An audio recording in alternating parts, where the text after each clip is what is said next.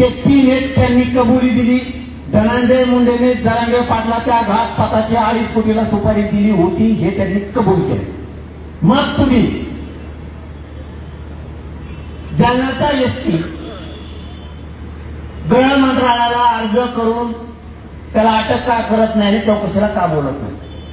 फडणवीस साहेब म्हणून जरांगे बोलला तर माझा अटक नाही. तुम्हाला सांगतो याचे पडसाद वाईट होणार आहे ना तुम्ही जर त्याला चौकशीला घेतला नाही तर. हे पडसाद खूप उमटणार आहे एक नाही दिवस. जर त्या आरोपीने सांगितलंय तर याच्यापेक्षा पुरावा काय पाहिजे तुम्हाला? त्याच्या रेकॉर्डिंग आहेत, त्याचे व्हिडिओ आहेत. ज्या दिवशी घातपात करायचा होता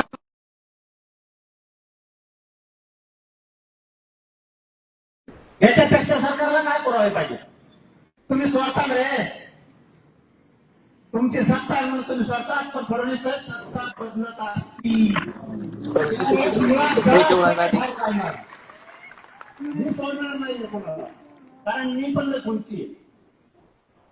तुम्ही आज तुमच्या हातात येऊन करताल. काँग्रेसला कधीच वाटलं नव्हतं त्यांची सत्ता जाईल म्हणून. त्यांना ते समुद्रासारखे वाटायचे. गेली भाजपला कवाच वाटत नव्हतं आणि सत्तेत येऊ भाजप सत्तेत आलं. तुम्हाला गर्व झाला असेल सत्ता कायम राहील. मराठा पुढे मी तुमची सत्ता टिकूच देणार आहे.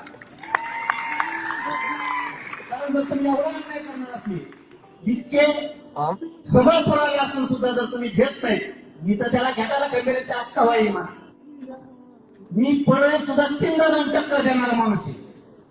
तर महाराष्ट्रातला तो स्वप्न सुद्धा बघू नको.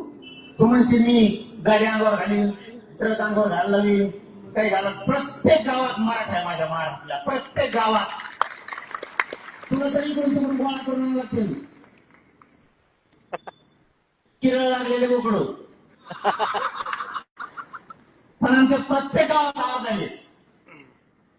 जिथं तू करायला येशील ना तिथं 1 घंट्याच्या आत 1 लाखापेक्षा जास्त पोरं तुला तगडं घेऊन आता ते सगळेच बघू नको तू. आणि जर त्यांचं म्हणणं आहे त्यांनी जर आता साक्ष दिली घातपात करत होतं तर अटक करायला हरकत नाही. बरं ते जर नाही म्हणले ते 3 आरोपी करणार एसपींनी अर्ज करावा कोर्टात की 3 खोटं बोलतात म्हणून आम्हाला नार्कोटिक्स करायचं आणि त्याच्याबरोबर आमची दोघांची पण करा, माझं पण करा. पण याचं दूध का दूध पाणी का पाणी होऊ द्या. आणि तुम्ही जर याला पाठीशी